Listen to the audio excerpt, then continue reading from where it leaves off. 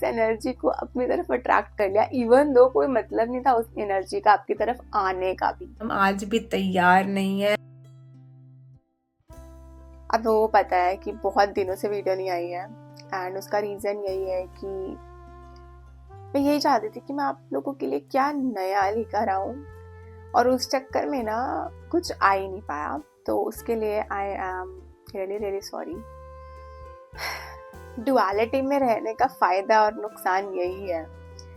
फ़ायदा ये कि यहाँ की जो पॉजिटिव वाली चीज़ें हैं हम उनको महसूस कर पाते हैं, क्योंकि हमने नेगेटिव्स को भी एक्सपीरियंस किया होता है। और नुकसान ये है कि हमें नेगेटिव को एक्सपीरियंस करना पड़ता है। तो क्योंकि हम लोग यहाँ रह रहे हैं तो लेजीनेस, वो तामसिक जो गुण होते हैं ना वो आपके अंदर आते ही आते हैं। आप जितना भी कुछ भी करते हो और उनसे फाइट करने के लिए फिर आपको और ज़्यादा मेहनत करनी पड़ती है, और जैसे जैसे आप अपनी जर्नी में आगे बढ़ते जाते हो वैसे वैसे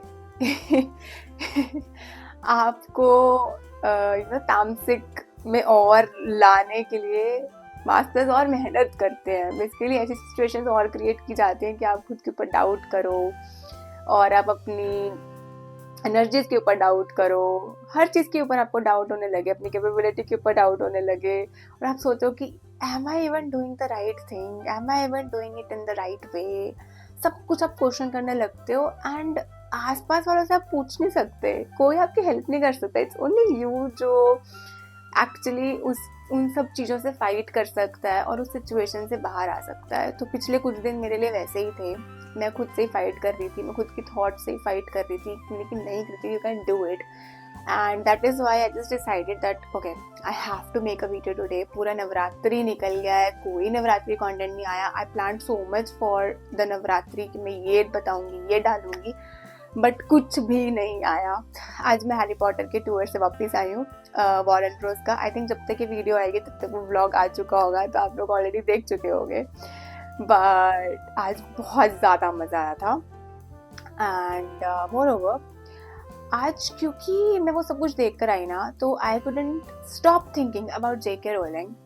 So in this one book, The Land of the Gods, I read that J.K. Rowling character was inspired by Helena Petronova Blavatsky, जो कि The Lands of the Gods book की ऑथर हैं। थियोसॉफिकल सोसाइटी की जो founder हैं that is Helena Blavatsky, and she has uncovered a lot of truths about different systems, religions, और उसके अंदर कैसे कैसे सभी स्पिरिचुअलिटी में सेम चीज़ को फॉलो करते हैं, कैसे कैसे क्या क्या दबे हुए राज हैं, वो हेलेना ब्लवात्स्की ने निकाले थे। ग्रीक के बिलीफ सिस्टम्स को, हिंदुइज्म के, बुद्धिज्म के, सबको मिलाकर she wrote a lot of books. उनमें से उनकी एक बुक है the land of the gods, जिसमें उन्होंने बताया नहीं है, she have just questioned us the readers कि क्या आपको सच में लगता है कि J.K. रोलिंग ने वो सब कुछ इमेजिन किया था? क्या आपको सच में लगता है कि Harry Potter HP is just a character, और वॉज इट एक्चुअली समवन जिससे वो चीज़ इंस्पायर हुई थी? जो उसमें क्रिएचर्स हैं, mermaid, troll, are these just fictional? आप थोड़ा सा अगर रिसर्च करेंगे तो J.K. Rowling was a meditator. Yes, she was a meditator. She used to meditate. जो लोग ध्यान करते हैं they can understand this कि आप ध्यान में सब कुछ बिलीव भी नहीं कर सकते, लेकिन आप ऐसा भी नहीं कर सकते कि आप बिलीव मत करो।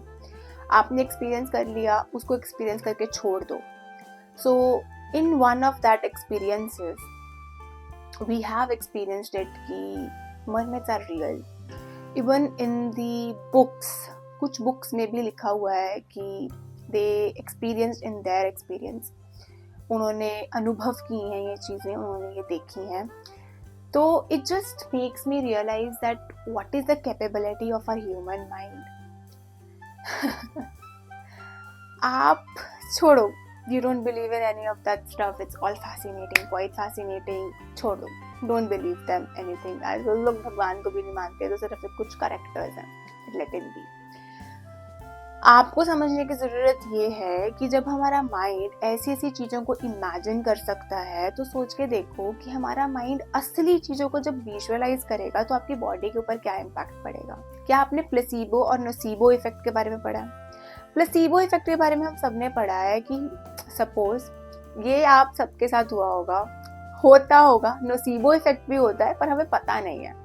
Placebo is the positive one, कि आपने सोचा कि आपके साथ वो चीज़ हो जाएगी, अगर आप ये करोगे तो आपके साथ ये चीज़ हो जाएगी। सपोज आपका कोई डॉक्टर है जो आपका फैमिली डॉक्टर है, एंड आपके अंदर ये एक बिलीफ सिस्टम सा है या फिर आपके अंदर बस ये चीज़ बसी हुई है कि अगर आप उसके पास चले गए तो आप ठीक हो जाओगे, चाहे उसने कोई मेडिसिन लिखी है या नहीं लिखी, बस आप वहाँ जाओगे तो आप ठीक हो जाओगे। दैट इज प्लेसीबो इफेक्ट, और आप सच में ठीक हो भी जाते हो।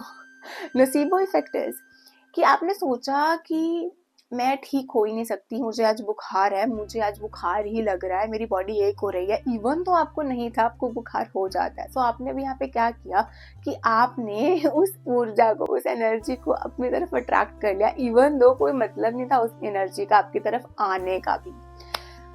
That is nocebo effect. In the same way अब आप यहाँ पे क्या कर रहे हो, आप चीज़ों को अट्रैक्ट कर रहे हो। It's very simple. पता है, लोगों को लगता है ये तो सब कुछ पता है हमें, अगर पता है तो हम अप्लाई क्यों नहीं करते। कितनी सिंपल सी चीज़ें हैं, पता है, सारी चीज़ें ना हमारे सामने होती है, इनफैक्ट हमारे अंदर ही है, एंड हम लोग उन चीज़ों को देख ही नहीं पाते। एक बहुत सुंदर सी कोट मैंने लीडरशिप पे जब मैं पढ़ी थी, तो जब ज्ञान को छिपाने की बात आ रही थी तो सबने अपने अपने सजेशंस दिए कि धरती के बाहर छुपा दो, धरती के बिल्कुल अंदर छुपा दो। तो ब्रह्मा जी ने कहा कि नहीं, ये मनुष्य है ना, धरती के बाहर भी चला जाएगा और धरती के भीतर भी बिल्कुल अंदर तक उसको खोद कर भी निकाल लेगा, लेकिन एक जगह ऐसी है जो कभी नहीं जाएगा, वो है अपने अंदर।